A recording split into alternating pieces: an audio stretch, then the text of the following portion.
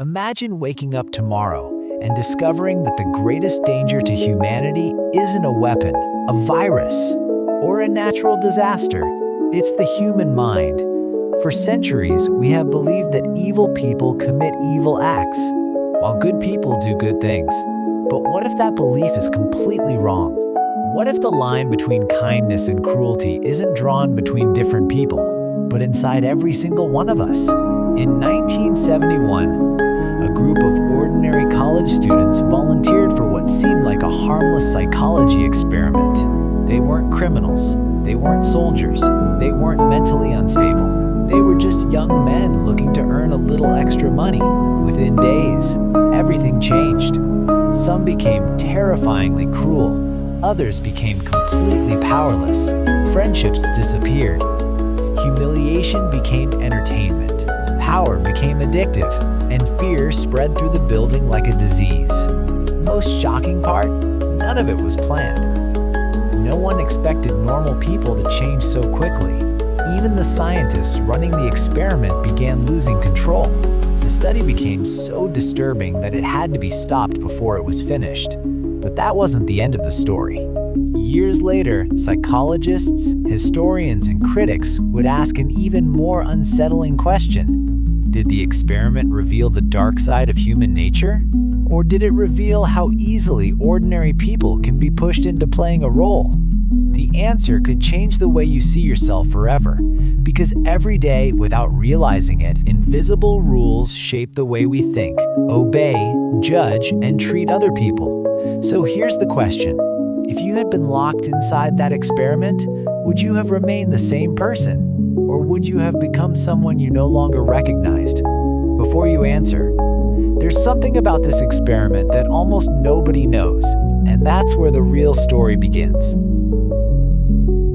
Imagine being placed in a room with strangers. You have no history with them, no reason to hate them, no reason to fear them. You are simply told to follow instructions. At first, everything feels normal. People laugh. They introduce themselves. They believe they are just participating in a harmless experiment. But then, something changes. A simple role is assigned. One person becomes the authority. Another becomes the victim. And slowly, almost invisibly, ordinary people begin doing things they once believed they were incapable of doing.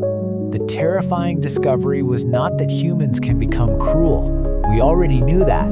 The terrifying discovery was how quickly cruelty can appear inside ordinary people.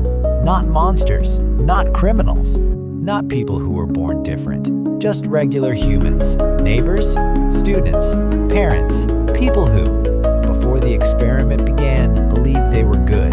For thousands of years, humanity has tried to answer one question. What separates good people from evil people? Are some humans simply born with darkness inside them? Or does darkness exist quietly inside everyone, waiting for the right situation to awaken? The answer would come from a series of psychological experiments that changed how we understand power, obedience, fear, and human behavior forever. And the strangest part is, the people who revealed this truth were not trying to discover evil. They were trying to understand something much simpler. How could normal citizens participate in unimaginable acts? How could entire societies allow cruelty to happen? How could ordinary people become part of something they would normally condemn? The question was not about monsters. The question was about us. To understand why this discovery shocked the world, we have to travel back to one of humanity's darkest chapters, the middle of the 20th century. The world had just witnessed a level of destruction that seemed impossible. Millions of people had been murdered. Entire communities had been erased. And when investigators searched for the reason behind such horrifying events, they found something deeply disturbing. Many of the people involved were not described as insane. They were not wild animals. They were often ordinary workers, soldiers, and officials who claimed they were simply following orders. This created a terrifying possibility. Maybe evil was not always created by evil people. Maybe it could be created by ordinary people placed inside a powerful system. A young psychologist named Stanley Milgram became obsessed with this question. In the early 1960s, he designed an experiment at Yale University that would become one of the most famous and controversial studies in psychology. The experiment appeared simple. Participants were told they were taking part in a study about learning and memory. Their job was to help another person learn. Every time the learner made a mistake, the participant had to press a button delivering an electric shock. The machine had switches increasing in intensity. Small shocks at first, then higher, all the way to levels labeled with warnings like danger, severe shock.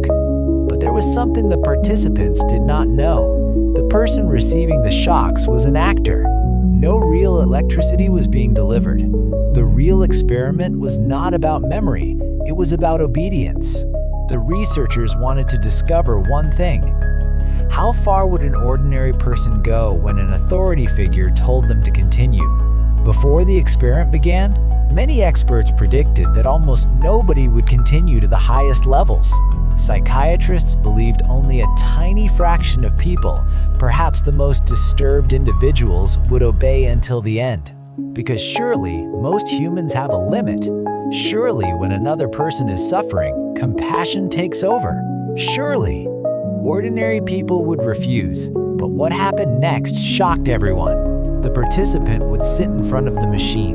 The researcher in a white lab coat would calmly give instructions. The learner would answer questions. A mistake would occur. A button would be pressed. The voltage would increase. At first, everything seemed fine. Then the learner would begin showing discomfort. Eventually, the actor would begin protesting. He would say he wanted to stop. He would complain about pain. He would demand to leave, and the participant would hesitate. They would look at the researcher. They would question whether they should continue. Many showed visible signs of stress. They sweated. They trembled. Some laughed nervously. Some covered their faces. They clearly did not enjoy what they were doing. But then came the most unsettling moment. The researcher would simply say, "Please continue." And many people did. The experiment revealed something uncomfortable about human behavior. People were capable of acting against their own morals when an authority figure accepted responsibility for their actions. The participants were not thinking, "I want to hurt someone." They were thinking, "I am following the procedure." And that difference changed everything. Because throughout history, some of the most destructive actions were not committed by people who believed they were villains. They were committed by people who convinced themselves they were only doing their job. But Milgram's experiment raised a deeper question. If ordinary people could be pushed into causing harm inside a laboratory, what happens when the environment itself rewards cruelty? What happens when power is given not for minutes, but for days? What happens when people are placed inside a world where their identity changes, where rules change, where their role becomes more important than their conscience? That question would lead to another experiment.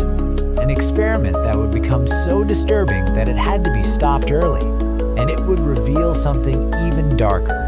Because sometimes humans do not need to be ordered to become cruel. Sometimes they only need a role. In the summer of 1971, a group of researchers created a situation that would test one of the most uncomfortable ideas in psychology. Could ordinary people become cruel simply because they were given power? The experiment took place at Stanford University. It was called the Stanford Prison Experiment. The idea was simple. Create a fake prison. Choose ordinary college students. Randomly assign some to become prisoners and others to become guards. Then observe what happens. The researchers were not looking for criminals. They were not searching for aggressive personalities. They selected healthy, normal young men who had no history of serious psychological problems. On paper, they were some of the most ordinary people imaginable. The experiment was supposed to last 2 weeks, but something unexpected happened.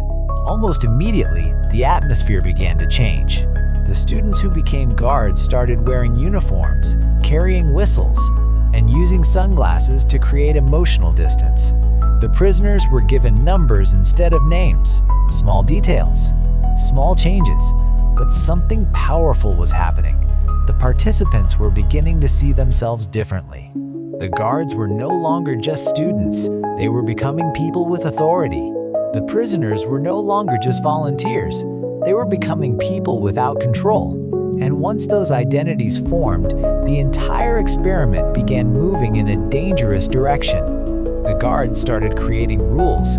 They controlled when prisoners could sleep, when they could eat, when they could use the bathroom. The prisoners began showing emotional distress. Some became angry. Some became helpless. Some started feeling like they were truly trapped. The experiment was designed to study human behavior, but soon, wait for the part 2.